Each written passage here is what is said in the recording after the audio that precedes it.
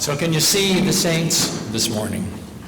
Even the ones that can only be seen in recollection or in memory, both distant and recent. And if you can see the saints around you, if you can see the saint even in yourself, the words of Jesus in the Beatitudes that we just heard encourage you to live out that saintliness in your own life so that others can see it too. And so that they may be drawn up into that light of creation within you like a moth to a flame. It's a lot to aspire to, but we remember those with us, only in spirit. And I'm reminded that someone once said, saints are people who manage to love just a little bit more than we did. In love, Jesus preaches every single one of those lines of the Beatitudes, each one worthy of its own sermon. Each one based not on prognostication about a time to come, but in the experience of knowing human nature all too well. Blessed are you, he tells us. But then he adds, woe to you as well. Some of us dream about making a difference in the world.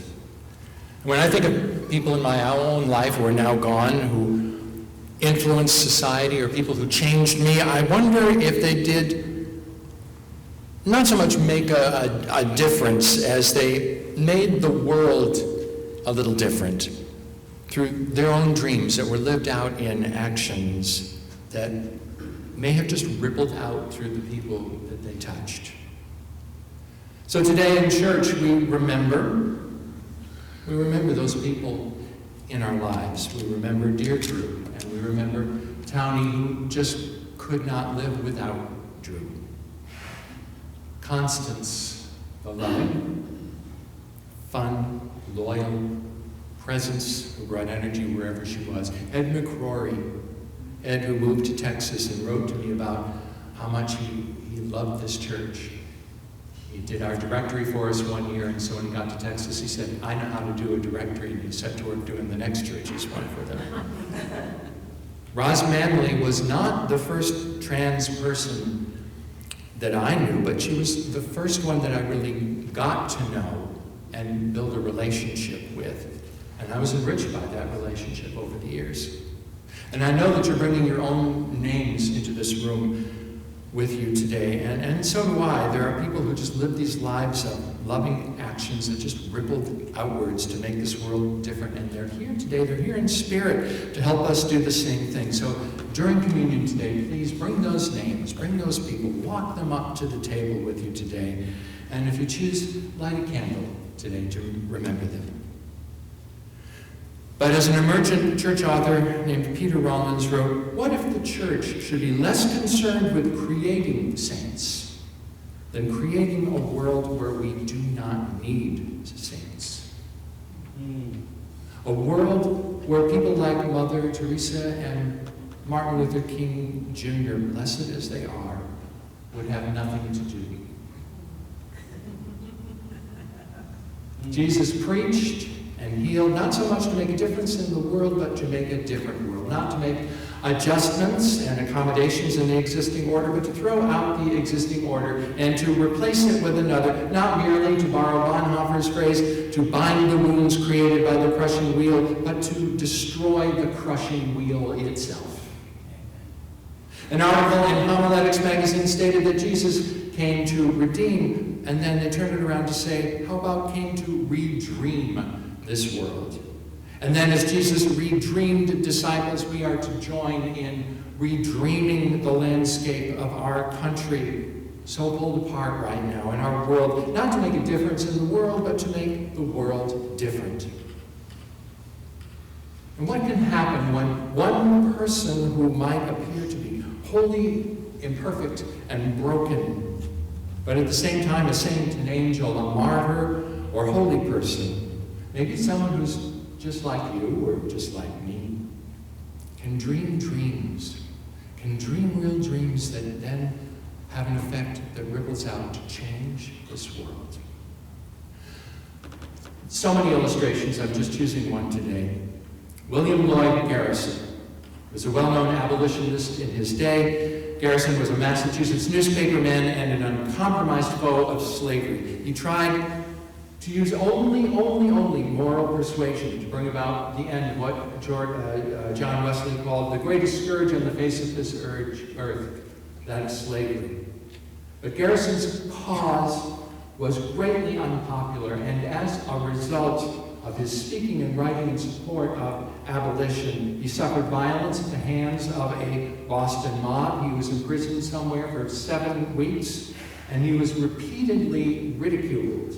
And still Garrison persisted. He was the president of the American Anti-Slavery Society. He continued to work diligently at his dream to abolish slavery in the United States. And in the words of Norman Vincent Peale, he beat with his hammer until his hammer grew and he became a mighty sledge whose thunderings could be heard throughout the land. And when slavery was abolished, Garrison turned his attention to other causes, helping women to gain the right to vote, working for fair pay for Native Americans, promoting prohibition. Well, 3 out of 4.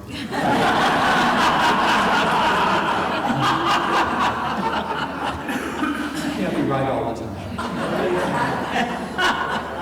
He was literally the conscience of a nation because, as he stated, he believed that God had a better dream for humankind. And as we look around our country today, we hear the rhetoric we've been hearing for all of these past 60 years of this election season. Can't you just say, does God have a better dream for our country than this? Garrison was not content to just make a difference. Rather, he was determined to make this world a different place. He challenged us to remember what can happen with those who dare to dream big, audacious dreams. And we too can expect big things. We too can attempt great things for Jesus' realm, a vision of this realm of God. And when we expect and when we attempt, we will make the world a different place. So dream on, work on, don't give up. In short, we make the world different by making ourselves different. And when we make ourselves different, we do so relying on these understandings of our teachings, even reduced, if we want, to the simple golden rule.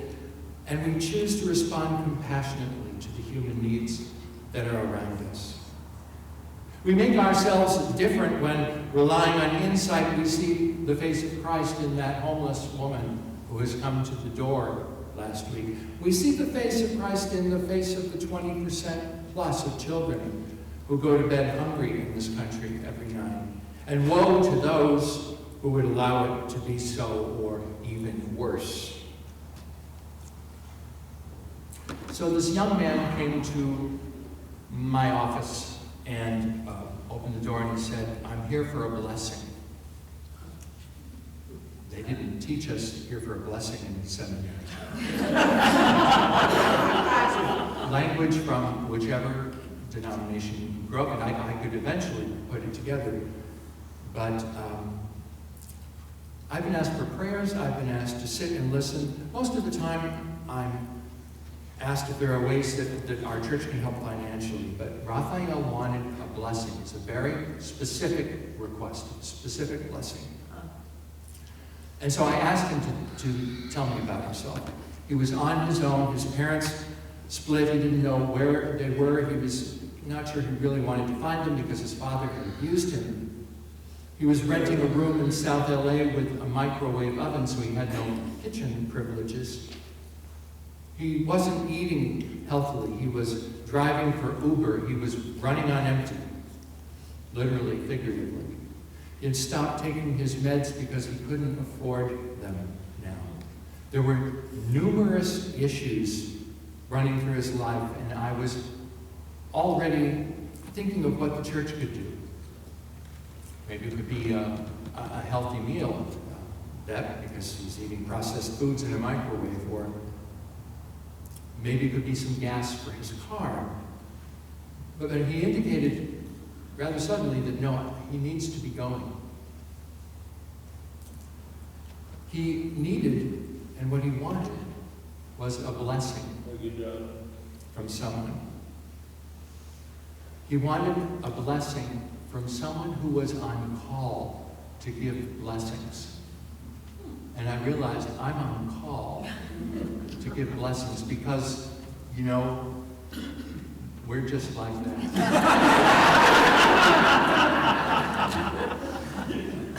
But it's very true in a sense when someone comes to you for the specific reason. What he wanted was to have two hands put on his shoulders and to hear that he was a blessed child of God who had more strength than he was capable of calling upon, and that he was going to get through this period in his life, and he was going to come out fine on the other side. And it was a while ago, I don't know, but I somehow believe that he will. We make ourselves different when relying on energy and courage. We attempt what others say is impossible. And those who choose to be blessed are people live with hope and expectation for all creation, and as such we go forth to dream on about life's new realities in ways that were previously unknown.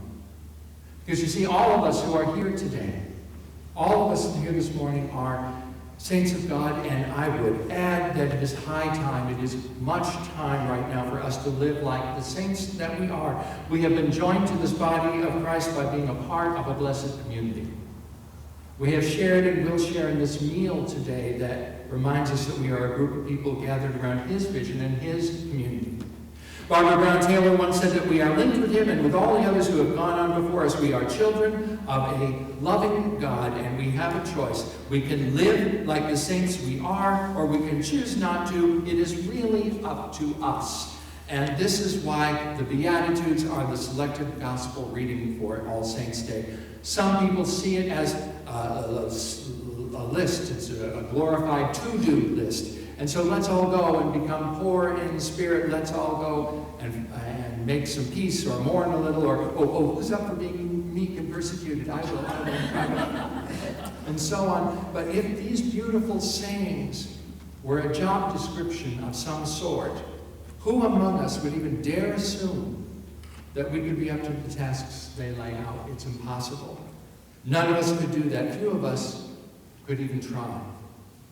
So, these beautiful words reveal a deeper reality, one that Taylor points out in her writing, that while each beatitude deserves a sermon of its own, if you read between the lines, this is what you hear. She says, "You are loved, so act like it. You are worthy, so act like it. You are a saint, so become one. Become what you already are, and you will be blessed with every breath you take, because," she says, "blessedness, which means happiness, which means joy, which means fullness of life, blessedness is just what happens when you are who you were created to be, living the life you were created to live." And so come to this table today, living the life you were created to live, and bring those people who helped you to get there with you, even if they are in the ether around you. Come just as you are, and eat, drink, and hope with the saints before you and the saints around you. Amen. Amen. This is an open table.